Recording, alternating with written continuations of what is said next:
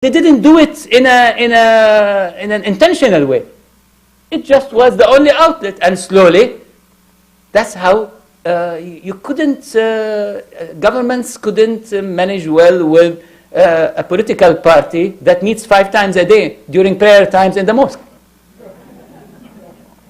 So, and at the same time, governments were so authoritarian that they will not allow a civic association, civil society. They will close clubs that are liberal and open. They will not allow all the other expressions of voluntary associations across the region. Again, there are exceptions. There are places where you had this, and you had a healthier situation. But I'm generalizing over a general situation, and because of that, it became natural that the only political grouping that is able to operate at the mass level, at the grassroots, was the Puritanic groups of the Middle East. And with time, they gained momentum, and they became the only force, and governments had to deal with them. Somehow, the authoritarianism of governance produced the Puritanism of the opposition. And we became in a deadly situation, 2 alternatives, either this or that. Many liberals actually started saying, no, we will stick with the authoritarian government rather than play with the Puritanic opposition. But some liberals said, no, let's work with the opposition. Maybe we can develop their positions. And it became also part of why the middle, why the center, why the liberal middle and center, the common sense, let's say what we call it, the silent majority of the Arab world, who is neither this or that. They're neither authoritarian nor very Puritanic. They have common sense religion. They're a little bit more religious than their fathers as a result of this overall move, but yet they have common sense religion, common sense Islam.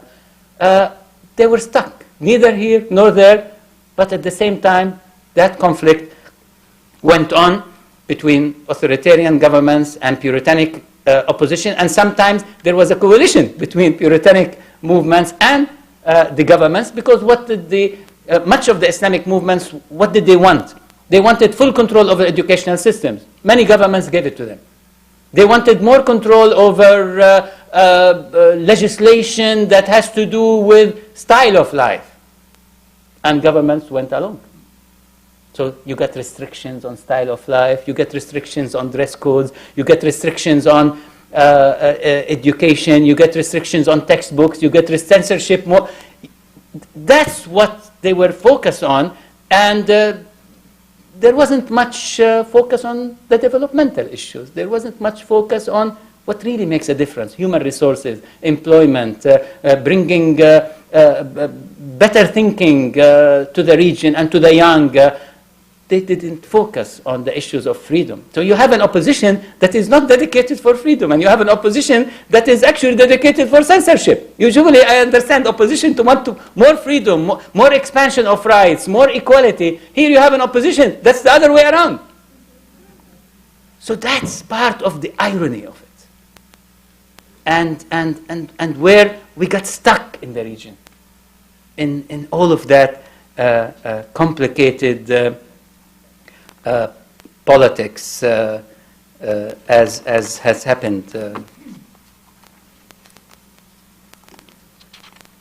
So it created a perfect storm that worked well between authoritarianism and Puritanism, and continues to do that. So in a way, I touched on these 2 models: Puritanism as a model by itself, but also authoritarianism as a model by itself, reflecting itself in style of government in different places on the Middle East. Now, if you're going to come and rank the countries of the Middle East, you will find that some they get 10 out of 10 on authoritarianism, and some will get 5 out of 10, and some will get 7 out of 10, and some 6 out of 10. Some have better. So that's a whole. So it's not, I don't want to give you the impression that the 22 Arab states are all the same.